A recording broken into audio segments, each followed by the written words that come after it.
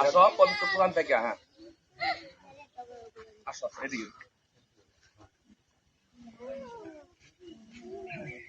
এদিকে দাঁড়ায় সুন্দর করে বলো।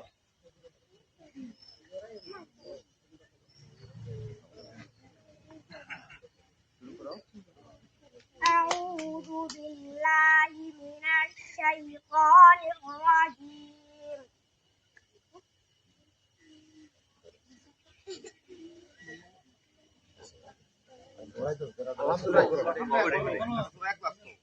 بسم الله الرحمن الرحيم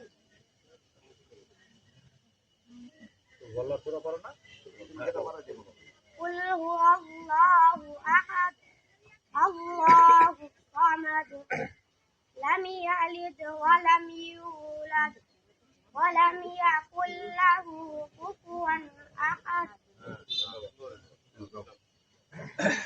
ধন্যবাদ। সুন্দর করে পবিত্র কোরআন থেকে তেলাওয়াত করতে। এ পর্যায়ে আজকে মহল্লাবাসী পক্ষ থেকে আমাদের দু চারটি কথা বলার জন্য মিয়া মোহাম্মদ সোহেল ভাইকে অভিনন্দন করছি।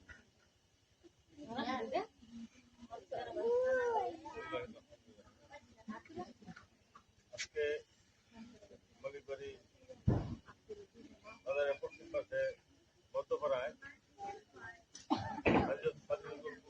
মহিলা মাদ্রাসায় নির্বাচনী কর্মসূচিতে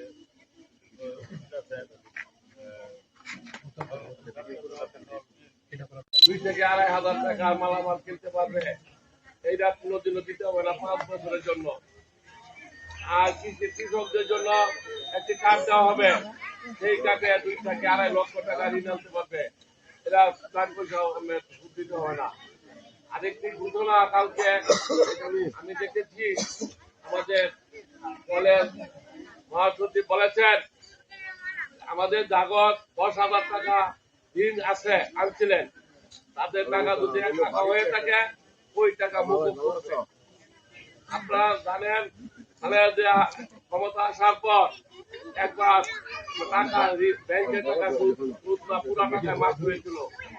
ওই সময় আমি নিজেই ওটা ভুক্তভোগী, আমি ব্যাংকের থেকে টাকা এনেছিলাম, তিনও ব্যাংকের টাকা মাফ হয়ে গেল। আমাদের সিদ্ধান্ত নিয়েছেন ১০,০০০ টাকা মন্ত্রী যাদের কৃষি ঋণ আছে তাদের দাম মাফ করে। আজকে আমাদের প্রতিপক্ষ বিগত দিনে বলেছিলেন, আমরাও জানি দলের মধ্যে গ্রুপ থাকতেই পারে, তাই বলে এই না আমাকে না দিলে আমি দল নাই। আজকে উনি আমাদের দলে নাই, উনি একটু হরিণ মার্কা নিয়ে আসছেন।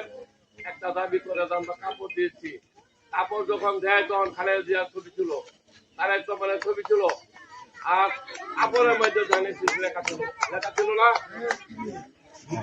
উনি বলে নাই যে আমরা জানি কিছু বুঝবে, মামুনা বলে বলছিল যদি বোঝা থাকে আপনারা এখন দাঁড়িয়ে শিশু ভোট দিবেন, এটা হলো আমাদের দাবি।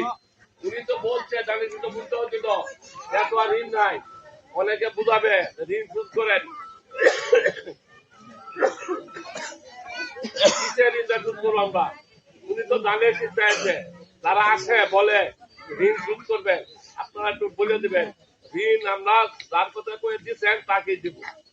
উনি আনতে পারলেন গেল ১৪ মাস উনি ভারপত্র ছিলেন, অর্থটাকে বহিষ্কার করাইয়া উনি ভারপত্র ছিলেন ১৪ মাস, ১৪ মাসে উনি আনতে পারলো না গেল, নমিনেশন সে আনতে পারে না, সেটা দায়িত্ব আমাদের।